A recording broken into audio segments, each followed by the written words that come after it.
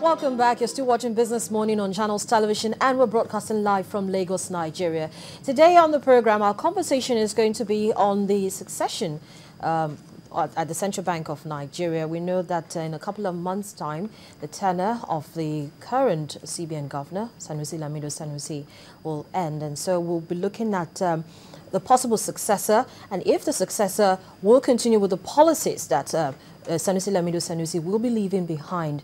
And so the CBN succession implications for monetary policy. I'm being joined on the program this morning by two gentlemen, both economists, and we'll be taking a look at this. Dr. Ayodele Teriba, he's a Chief Executive Officer of Economic Associates. He joins me on the program this morning, as well as Henry Boyo. He's also an economist. Good morning, gentlemen, and thank you so much for joining me. Thank you, everybody.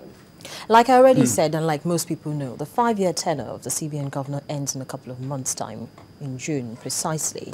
And before we begin to look at the decisions and the policies, during his tenure, let's get your thoughts on the state of the economy and the financial services industry before Mr. Sanusi became the CBN governor.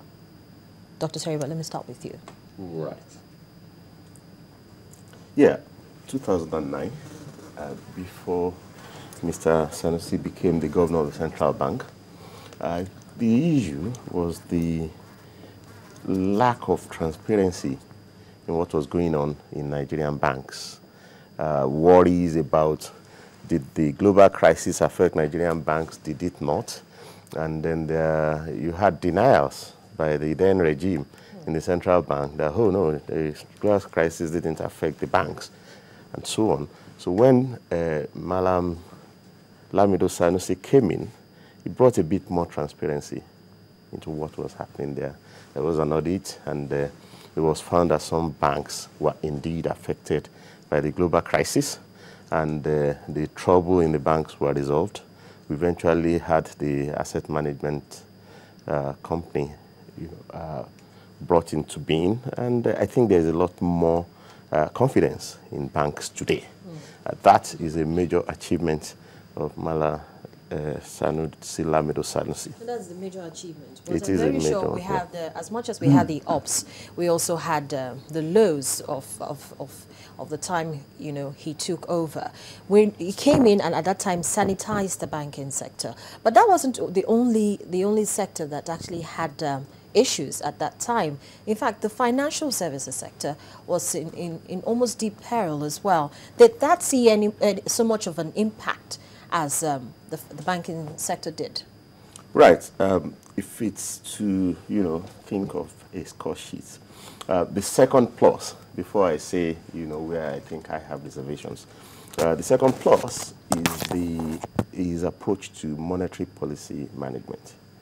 He also brought some more transparency to monetary policy management, in that the committee began to engage the public, making, a televised statement after their meetings and releasing, records of their conversation, including personal views of individual members. The second, that transparency helped in stabilizing the financial markets. Okay. Yeah, but central banking, should be concerned about, if you like, 3 broad notions of stability, which is economic stability, price stability, and financial stability. So I think that Mr. Sanusi concerned himself more with the financial stability component. I do not think he paid that much attention to economic stability, as in ensuring he inherited an economy that had accelerating growth. Shortly, after he took over, when they started tightening monetary policy, growth decelerated for 2 years in a row, for 8 quarters, and they still maintain that tight stance. That, for me, is a minus. That in his time, the trade-off that should necessarily be pursued between growth and inflation was not pursued. Okay. He went all out, for making sure that price, the inflation kept falling, and he did it at the expense of growth acceleration. Mr. Boyo, do you share the same view as well? Well, it depends on which view you're talking about. He's talked about the presumed regulatory success. Yes, and then he's also mentioned the fact that in spite of, the situation, the variables that we had on ground, instead of loosening its hold on monetary policy, there was a further tightening. What we saw, he said, that the decelerating growth for like 2 years. Now, instead of, going with what we're seeing according to market forces, there was further tightening. And so there wasn't much of funds or, finances being channeled to key sectors that needed to grow. I think you're right to that extent, but the reality, of course, is that monetary policy framework in Nigeria has never been structured to provide or produce or induce growth. Okay, it has never, in the last 2 decades, from the time of Joseph Sanusi to the time of Professor Solido, and on to the current Sanusi, there has been an abysmal misunderstanding of what monetary policy is supposed to be. In countries that are successful and focused and disciplined, you will find, for example, in the US, when there was indication that there was a huge level of unemployment and companies were closing down, what did the government do? The government made things easy to make funds easily accessible to the real sector so they could grow at very, very benign interest rates. But in Nigeria, you would find over the last decade and more that the reverse is always the case. When we find that there is huge unemployment, when we find that there's a disconnect within the system, the central bank authorities have invariably done the wrong thing, so which is what you are saying, so that you expected. It's something that it wasn't really a problem he came to create. It's a problem he came and met. Certainly inherited it, and he sustained the recklessness of government borrowing back its own money, as he himself later confessed to have been doing for ages. You wouldn't, under normal circumstances, borrow back your own money at interest rates of 10, 11, 12%. This has been sustained not by Sanusi, but by Solido, but by Joseph Sanusi before him, and possibly the other guy before Joseph Sanusi.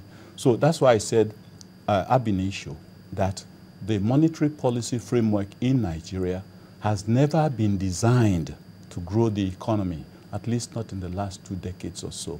And unfortunately, Sanusi inherited the same ridiculous, reckless system where a government puts money in the hands of the banks and borrows it back. And it's not out of lack of knowledge, because this was put in their consciousness in the public domain for a very long time. But this will reduce now that we have the increase in the public sector. No, there you are wrong again, because that again is what you might call, in very benign terms, a scam.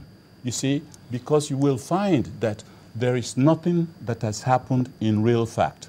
You can, if even you put the whole 100% of government deposits, okay, you sequester that and say you are increasing the CRR on government deposits to 100%.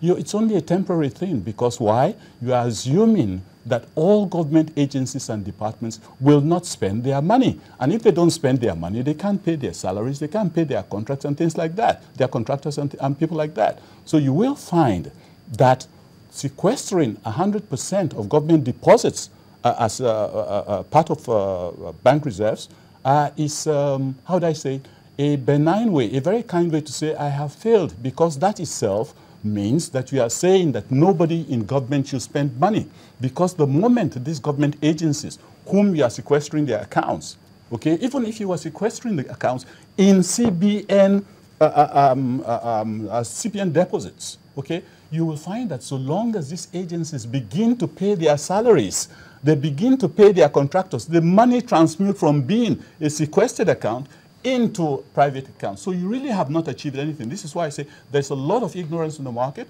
and unfortunately it seems that the authorities are capitalizing on it. We have a new CBN governor supposed to take over the helm of affairs at least by July. And if the CBN, if whoever the successor is, he or she is coming in to meet this problem on ground, like you've said, a lack of structured monetary policy. Now, what should be done? Because it's almost like the person's hands are tied. Not tied. The person has tied their own hands before the start. So how can we, or what can be done, or what should be done to ensure that, because they're going to hit the ground running. There's so many things already on ground. As we know, we are import dependent on so many things. Then this is a pre-election year. So many factors are already, up and running even before the person gets here. So what can be done to ensure that this same mistakes that, have come over the decades don't continue? A mistake is a mistake when it's inadvertently made, okay?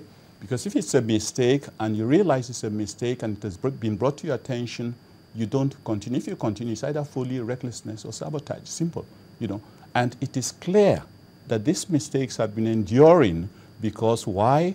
The people of Nigeria are not aware, are not cognizant of the way our economy is managed. Until people like Sanusi started making simple confessions, false confessions, that look at what we have been doing all these years. What a wonderful business model for the banks. We put money in their hands one day, and we come back and borrow the same money back. And not only that, do you know we don't use the money for anything? We actually just sequester the money and keep the money idle. But don't worry, we are prepared to pay 10, 11, 12% interest on these loans.